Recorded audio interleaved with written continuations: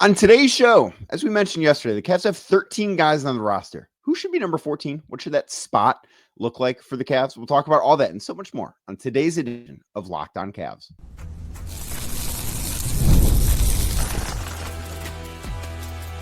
You are Locked On Cavs, your daily Cleveland Cavaliers podcast. Part of the Locked On Podcast Network, your team every day. What's up, everybody? My name is Danny Cunningham, and you might know me from my time covering the Cleveland Cavaliers, places like my Substack, The Inside Shot, Cleveland Magazine, 92.3 The Fan, and a number of other stops along the way. And I want to say thank you to you for making Locked On Cavs your first listen today and every day. You can find the show anywhere you get your podcasts, Apple, Spotify, or anywhere else. Make sure to drop us a 5-star rating, leave us a nice review, and of course, be a friend. Tell a friend about Locked On Cavs. Make sure you're subscribed. Make sure a friend is subscribed as well. And if you're watching the show on YouTube as we get started here, do us a favor. Hit that thumbs up button for us, click subscribe, and hit that notification bell so you don't miss the latest Locked On Cavs content, a proud part of the Locked On Podcast Network, your team every day. And today's episode brought to you by Monarch Money.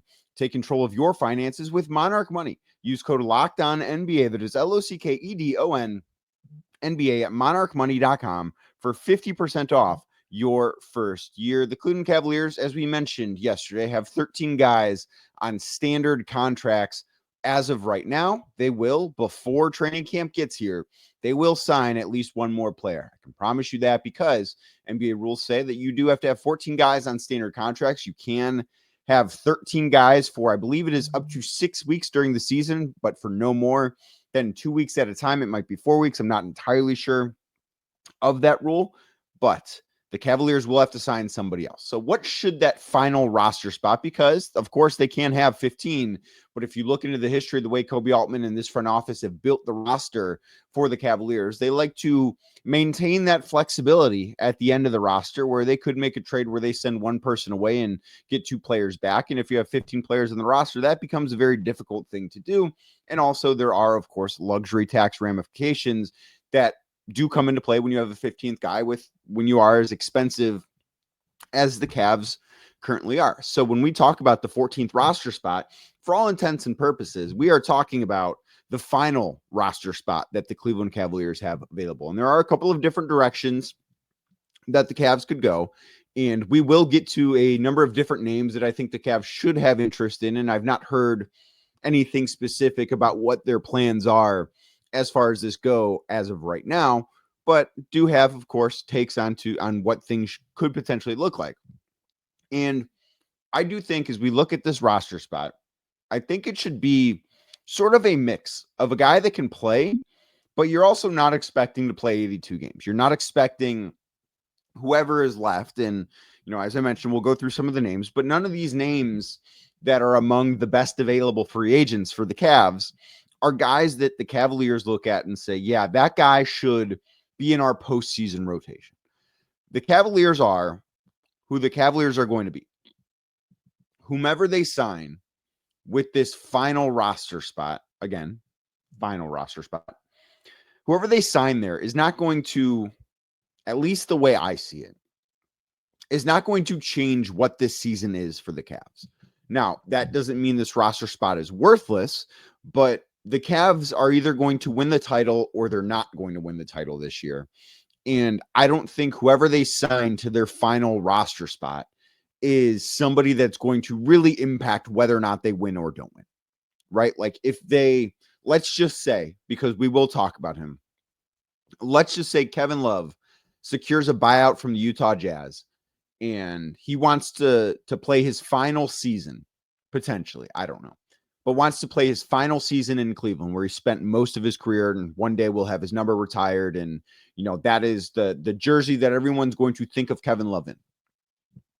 Let's say that's the case. The Cavaliers would not be expecting Kevin Love to play postseason minutes, like legitimate, real postseason rotational minutes. So I do think, as you look at that being the truth, I think leadership also matters in this discussion. I look at the Cavs roster, and I am somebody who I very much believe in development. And I think that even when you're a great team, the way the Cavs look like they should be a great team this year, you still have to have developmental pieces. You still have to be a team that is actively developing players. I think one of the biggest myths about the NBA is that only young, bad teams are teams that development is a focus for. I think every team in the NBA, development to different teams are at different levels. Like development right now for the Washington Wizards looks different than development for the Cleveland Cavaliers. Development right now for the Portland Trailblazers looks different than it does the Cleveland Cavaliers. And those are three teams that are in three very different spots as far as their team building cycle goes. But the Cavs do have guys on their roster like Jalen Tyson, like Tyrese Proctor. Like I would imagine at some point, we will talk about him coming up in a few minutes too. Nae'Qwan Tomlin potentially being on a full contract with the Cavaliers. Those guys are all developmental guys. And you do hope that at some point, those players can turn into rotation players. Maybe this year it is Jalen Tyson. Maybe next year it's Tyrese Proctor. Maybe next year it's Nae'Qwan Tomlin too. I don't know what the future is going to hold for those guys, but the development of those guys does matter. That is something that we do have to look at and say, yes, development matters even when you're a team that should win 60 games again this year. That doesn't mean that it doesn't mean that you can go through a season and not care about young guys getting better. It's just obviously not the primary focus of the organization.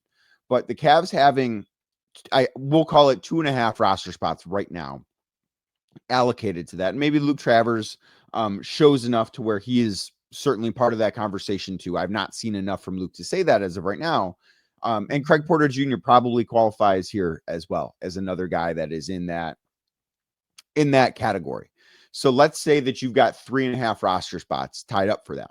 Well, that 14th roster spot, I think veteran leadership probably does matter a little bit. I do think that with every year that passes with this team, that veteran leadership matters a little bit less and less. Like I think 2 years ago when Tristan Thompson was back for the first time after, spending some time in Boston and Chicago and Sacramento and Indiana, I think that the veteran leadership he brought at that point mattered much more than it did last year. It mattered much more than this upcoming season, because you look at how old somebody like Darius Garland and Evan Mobley and even Donovan Mitchell were at that point.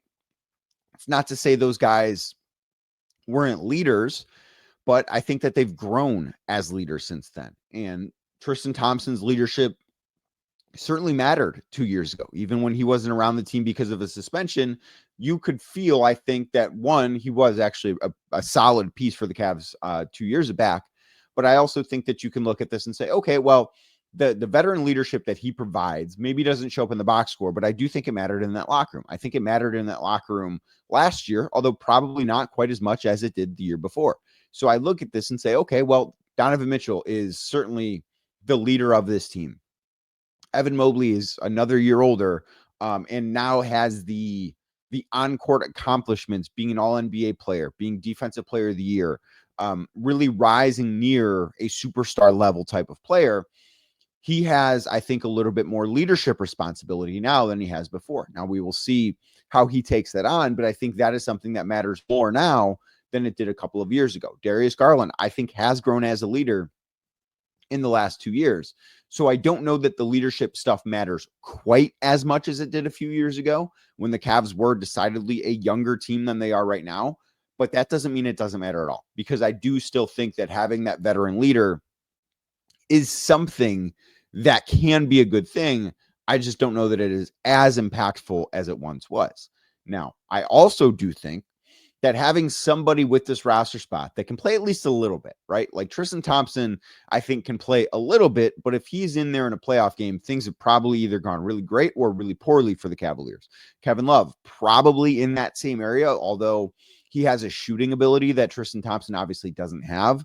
But I think that you want to find a happy medium between leadership and a guy that can really be that break glass in case of emergency type of option, to where if you need 12 minutes on any given night, this guy can step in and do that. And then the other discussion that I think matters is, where do things go positionally with this spot, right? Is it the Cavs have had a backup big that has filled that role in Tristan Thompson for the last couple of years, and before that it was Robin Lopez.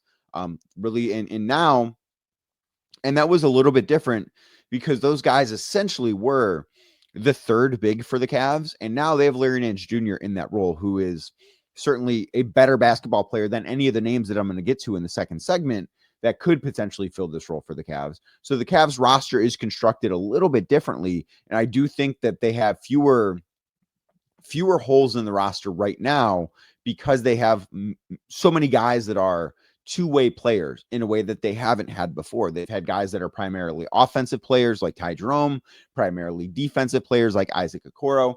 And I do think that makes the deeper into the roster matter just a little bit more, because I think that you're a little bit more limited in terms of roster flexibility. I think those limits have really been pushed with the way that Kobe Altman and his front office maneuvered this summer. So I do think that is something that factors into this. And the thing that I keep coming back to is Darius Garland's toe injury. And Darius, of course, had that surgery roughly 5 weeks after the Cavs were eliminated by the Indiana Pacers, or it might have been 4 weeks, but somewhere in that month plus timeline after the Cavs were eliminated is when Darius Garland had that surgery.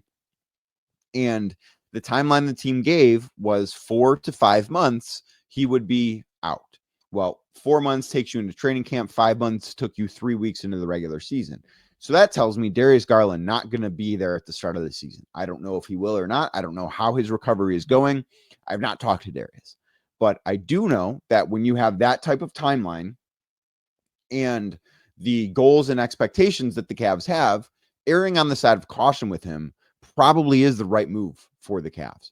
I'm not saying that there's no chance he should be out there opening day, but I do think that as you look at what the Cavs want to accomplish, it is much more important for him to be healthy in April, May, and June than it is for him to be at his best in October, November, and December. So I do think that is something that you have to factor in here. I think Lonzo Ball's previous injury history is something that you have to factor in. He is somebody that is not going to play 82 games this year. I can assure you of that. Lonzo Ball will sit out games. He should not be playing both ends of the back-to-back. If the Cavs have 3 games in 4 nights, he should not be playing all of those. I also do think it's the possibility to get guys like Tyrese Proctor and Craig Porter Jr. a little bit of run where they can, we can get back to that development on certain nights when Lonzo Ball does not play. But all of this to say, I think that targeting a guard could make some sense for the Cavs with that 14th roster spot. Somebody that can play a little bit, somebody that is, that understands the role, I think is a really important thing that you do have to factor in when you are talking about the 14th roster spot. Somebody that shouldn't expect to play a ton, but does know what is expected of them. Now, who are some of these names that could fill into this spot? We're going to talk about that next right here on Locked On Cavs.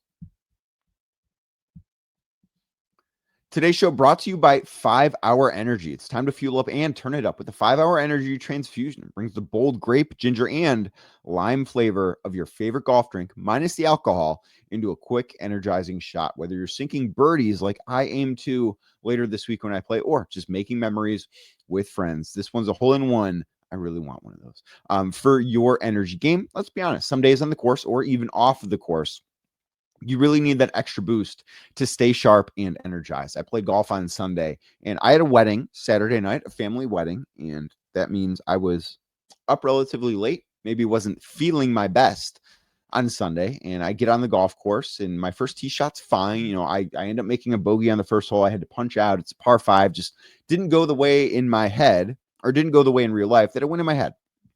So I'm like, okay, maybe it's not going to be the best day. And then I get to like the third hole and my body is just fried. I am absolutely exhausted. The thing that I needed more than anything in that moment was a 5 Hour Energy. I didn't have one, but if I did, I feel like I would have played a lot better than I did, because golf, all about good times with good people. Was not having a great time on Sunday. Would have had a much better time with 5 Hour Energy. Plus the good flavors that they provide. The grape, ginger, lime flavor gives you the best parts of your clubhouse go-to without chasing down the beverage cart. And if you go to 5hourenergy.com today, that is the number 5, hourenergy.com, you can use the promo code Locked On Golf, that is LOCKEDONGOLF, to receive 20% off your order. This offer, of course, only valid until September 30th on one order and cannot be used with other promotion. The code is not good on subscription orders. Whether you're meeting up with friends or trying to turn 18 holes into 36, like I constantly am trying to do, get the energizing boost you need to power through. Order the transfusion flavored 5 Hour Energy shots today. Thank you again for making Locked On Cavs your first listen today and every day. Like I said earlier, you can find the show anywhere you get your podcasts, Apple, Spotify, or anywhere else. Make sure to drop us a 5-star rating, leave us a nice review, and of course, be a friend. Tell a friend about Locked On Cavs. Make sure you're subscribed. Make sure a friend is subscribed as well. There are a number of, I don't want to say big names because that would be misleading, but there are a number of recognizable names that are available on the free agent market still as of Tuesday, August 5th at 10:45 in the morning as I record this. And I already mentioned two of them in Kevin Love and Tristan Thompson. So let's talk about them for a second. And Kevin Love is currently actually not on the free agent market. He is a member of the Utah Jazz. As I mentioned, as soon as that trade went down, that ultimately saw Norm Powell traded to the Miami Heat. I said I could not picture, I closed my eyes and said, can't see Kevin Love playing for the Utah Jazz. And I still feel that way. And Mark Stein reported earlier this week, I believe it was on Sunday, reported that Kevin Love is actively searching for ways out of Utah on a buyout. And if that is the case, I think that Kevin Love in Cleveland does make some sense. As I mentioned in the first segment, Kevin played the majority of his career in Cleveland. His number is going to be in the rafters at Rocket Arena at some point. I believe Kevin Love is going to be a Hall of Famer. And when people think of Kevin Love, they're going to envision him in a Cavs uniform. They're not going to envision him with the Wolves, even though his best statistical seasons were when he was in Minnesota. They're not going to envision him with the Miami Heat. They're going to envision him wearing a Cleveland Cavaliers uniform. And I do think that Kevin brings some veteran leadership. He also does bring shooting, obviously, which is something that no team can ever have enough of. So I do look at it and say, if the Cavs want to go with a veteran big man, Kevin Love might be the answer here. He, I do think, would be the answer over Tristan Thompson.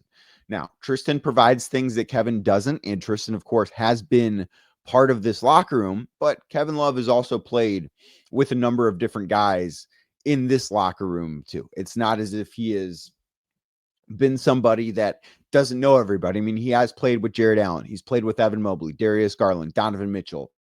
He was on the team with Max Strus. Like he has played for a lot of, he's played with a lot of these guys. Now, DeAndre Hunter, no, but Sam Merrill, yes. Like there's a lot of players in this locker room that Kevin Love has relationships with, that he's played with. So I do think that makes for a potential easy fit. Tristan Thompson, I don't know how much left he has in the tank. He did at exit interviews this year sound like somebody that does want to keep playing basketball. I don't know right now if there is mutual interest between him and the Cavs. I don't know one way or another if there is or is not. But I do think that if he wants to come back and the Cavs are open to having him back, then Tristan Thompson will probably be the 14th guy. I just don't know where that stands. Now, I did say that the guard spot is the one that I would target if I were Kobe Altman. And the guy that's available that I would look at as a potential add for that 14th roster spot is Malcolm Brogdon. Now, Brogdon does not come without his own risks, as he is somebody that has a pretty extensive injury history himself, right? He has not been the epitome of a clean bill of health throughout his career, but he is, even at his age where right now he's 32 years old and he's played 9 years in the league after, I believe he was a 4-year guy at Virginia when he was in college before he won Rookie of the Year with the Milwaukee Bucks. But he's somebody that, one, can shoot the basketball. I know he didn't have a great shooting year last year in just 24 games, but he's a career 39% three-point shooter. He knows how to operate an offense. He can, I think, be a veteran presence that steps up when Darius Garland might be out, when Donovan Mitchell needs a couple of days off, because he's not going to play just like Darius Garland and Lonzo Ball. None of the guards that the Cavs have are going to play 82 games this year. I promise you, none of them are. And Malcolm Brogdon, I think, is the one that you can look at and say, this guy can come in. He can play on, a random night, could play 25 minutes and perform relatively well. He's not going to play at an all-star level, certainly, but he can come in and he can play relatively well. But there are also going to be nights where, he's going to catch a DNP CD because the Cavs rotation is full. And that's not necessarily something that the Cavs have in mind with this roster spot. And they shouldn't have in mind. 33-year-old guard, which he will be this season, could be somebody that serves as, kind of a good mentor to somebody like a Tyrese Proctor, to somebody like a Jalen Tyson, as those guys go through the developmental stage of their career and are fighting for rotation minutes and are trying to find their footing in the NBA. Somebody that has been there and done that and won at a relatively high level. It's not as if he's an NBA champion, but he's been on some really good Milwaukee teams. He's on a couple of solid Indiana teams. That Boston team, I believe, was pretty good back in 2022, 2023 when he played 67 games. So I do look at this and say, well, Malcolm Brogdon kind of knows what it takes. And yes, there are the injury issues there. He's not been somebody with a clean bill of health. He has only played more than 65 games, I believe, twice in his career. Once was his rookie year. Once was that year in Boston. But the Cavs aren't asking him to be a high volume player. They would be asking him to be a really low volume player and bring a leadership role.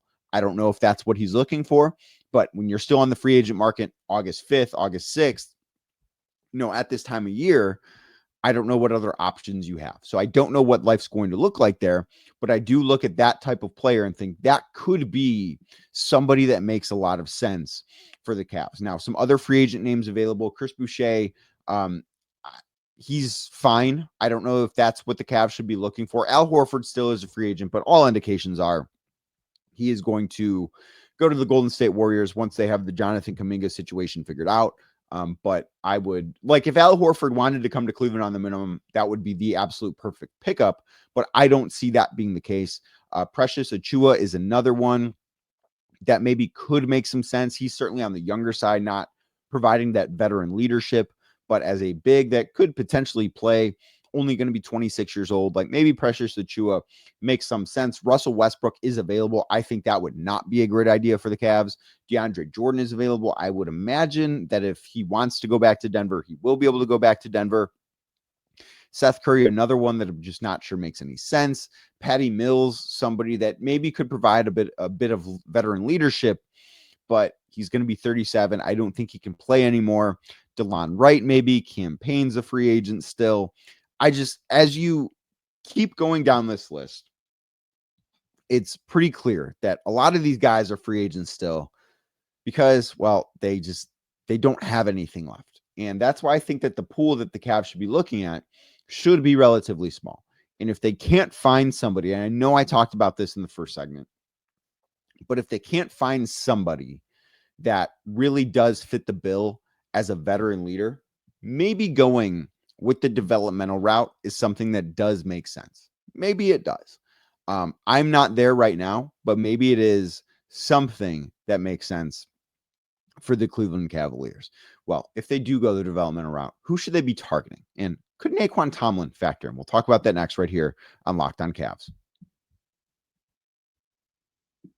Today's show is brought to you by Monarch Money. Do you ever wish that managing your money felt easier? Well, with Monarch Money, it can, because whether you're growing your savings or planning for a big purchase, Monarch puts you in the driver's seat. It's like having your own personal CFO, giving you full visibility and control over your finances. Monarch Money is so much more than just a budgeting app. It is a complete financial command center where you can track all your accounts, investments, and all your spending right in one place. So in addition to managing your money, you're also building your wealth, which is something that you might imagine very, very important to do. Maybe you've got a financial goal that you want to hit this year. Maybe you want your savings account to be at a certain number by the time 2026 rolls around. Well, Monarch Money can help put together a plan and help you achieve your financial goals. So take control of your finances right now with Monarch Money. Use code LOCKEDONNBA, that is LOCKEDONNBA at monarchmoney.com for 50% off your first year. Again, that's monarchmoney.com,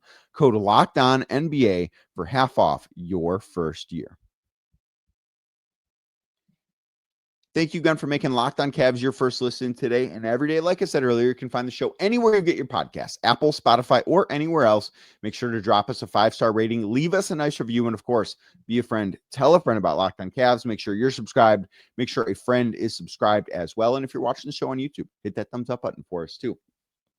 But if the Cavs want to go with a developmental roster spot for that 14th and final roster spot, I do think Nae'Qwan Tomlin makes some sense. I think that he has shown a decent deal of skill in Summer League. I think that he has proven that he can score at least at the G League level. He can score at the summer league level. Can he be a bucket getter in the NBA? I don't know. But I do think that he is somebody, especially given how raw of a talent he is, I do think he's somebody that could be worth investing into.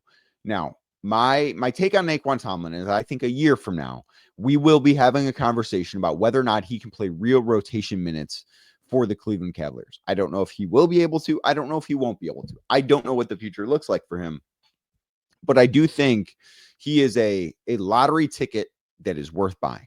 And if the Cavs feel that way, maybe they can't find that veteran leader. At that point, I do think it might make some sense. And I guess the tricky thing here is you kind of don't want to put Nae'Qwan Tomlin for like financial reasons. You kind of don't want to put him on a standard contract before you have to, because he does have the 50 games that he can play as a member or be active for while he's on a two-way deal this year, because the Cavs did sign him to a 2-year two-way deal last year. But I do think at some point this year, Nae'Qwan will be on a standard NBA contract. Now, we did see last year the Cavs add Chuma Okeke to a standard contract very late in the season. He was the 15th guy after they signed Javonte Green, who was on a buyout from the New Orleans Pelicans. I do think that could be the case, but if they don't find somebody they like for that 14th roster spot, maybe Nae'Qwan Tomlin makes a little bit more sense sooner than later on the actual roster for the Cleveland Cavaliers. I've got a fun crossover episode planned for tomorrow's show. Tyler Wojak of Locked On Irish is going to join the show. We are going to talk. He's now I know not all of you Notre Dame fans, certainly. I think a large part of you are Ohio State fans, but Tyler is actually a big fan of the Cleveland Cavaliers. So we're going to talk his, favorite things about the team. We are also going to do the thing where we talk about what players on the Cavs and, of course, in the NBA would have made great football players. So that'll be a fun discussion.